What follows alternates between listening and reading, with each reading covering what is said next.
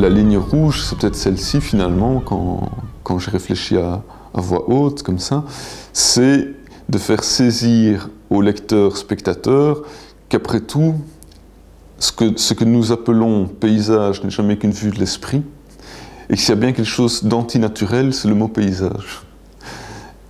Et tout mon travail, plus j'avance, plus je suis dans un démontage du paysage pour aller vers ce qu'on peut appeler le lieu ou le site. Hein?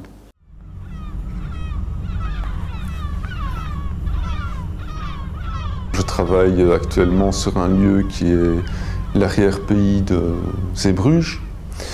Et quand je suis sur un tel lieu, je prends des photographies et je filme. Donc je fais des moments vidéo. Et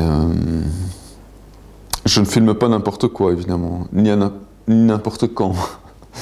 Je m'arrange toujours pour cadrer des lieux où subitement le personnage humain n'est plus présent. Donc ce sont des lieux qui fonctionnent par retrait de l'humain et en même temps présence de l'humain par des traces laissées par des différents types d'objets qui peuvent être des objets qui ont eu une utilisation de production industrielle, etc., mais qui sont laissés là en train de rouiller dans la nature. Ou ça peut être tout simplement une balise dans un canal, enfin bref, des objets tout à fait usuels, mais en tout cas des marqueurs d'une activité économique humaine, de toute façon. Je remarque de plus en plus que mes images sont toujours porteuses d'un moment de rupture, c'est-à-dire qu'on est toujours, en tout cas souvent, dans un moment où on est dans un lieu qui finit et où un autre commence. Donc on est toujours à la frontière de quelque chose. On est toujours, les éboulis sont là, ils se sont fracassés et il y a l'entrée de l'anfractuosité. Hein? Donc on est à un moment et en même temps un moment de découvrement et d'émergence de la géologie du travail. Toutes mes images côtières, enfin que je vais chercher plutôt là du côté de 800, eh bien là aussi on a un moment de frontière entre la zone côtière et la mer. Donc il y a aussi ce va-et-vient avec la mer qui apporte les déchets, qui les dépose sur la zone, la zone d'interaction, et il y a recouvrement, découvrement de ces déchets, et en même temps ces ruines.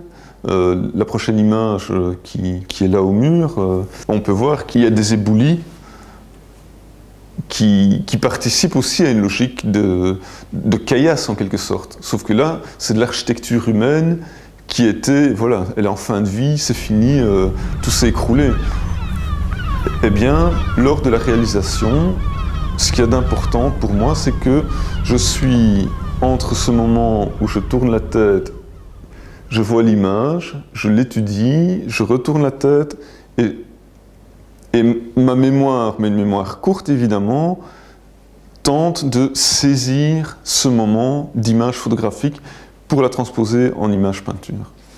Voilà, donc ça c'est tout le mode d'acquisition, on va dire, très pragmatique et très technique de la réalisation de mes images.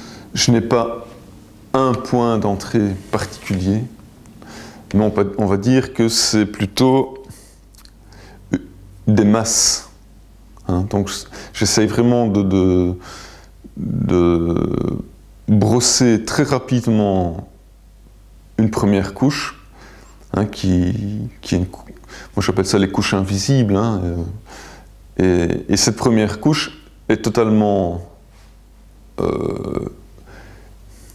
fausse dans une certaine mesure, si on peut appeler faux un dessin, qui à mon sens ça ne veut rien dire, mais quand je dis faux, c'est simplement que rien n'est juste en fait. C'est que par rapport à l'image photographique qui sert d'objet référence, eh bien, ce que je viens de brosser n'a aucun sens. Parce que les distances entre les éléments ne sont pas bonnes, c'est trop grand, c'est pas assez proche de la bordure, la ligne n'est pas tendue de la bonne façon, etc. Donc au départ, c'est véritablement une masse chaotique. Et petit à petit, et là c'est le travail d'émergence des couches de l'image, petit à petit, à force d'étudier l'image, parce que finalement c'est véritablement ça, c'est à force de regarder cette image photographique qui sert de référence, j'intègre de plus en plus comme une mémoire de cette image. Et je parviens alors de plus en plus à construire l'image peinture qui va venir résonner avec cette image photographique, quoi. Il y a toute la décomposition de... Voilà, regarde, toi. Donc ici, ça c'est le panneau avant.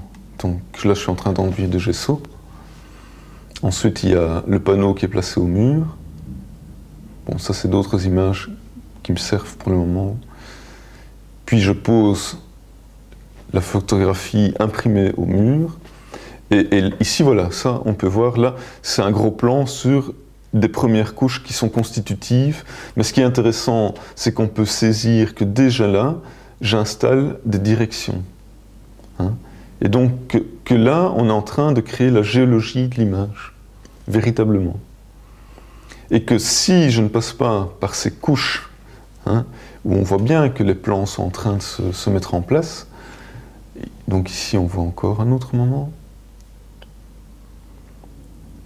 Et donc là, on voit bien que l'image est en train d'émerger. Voilà.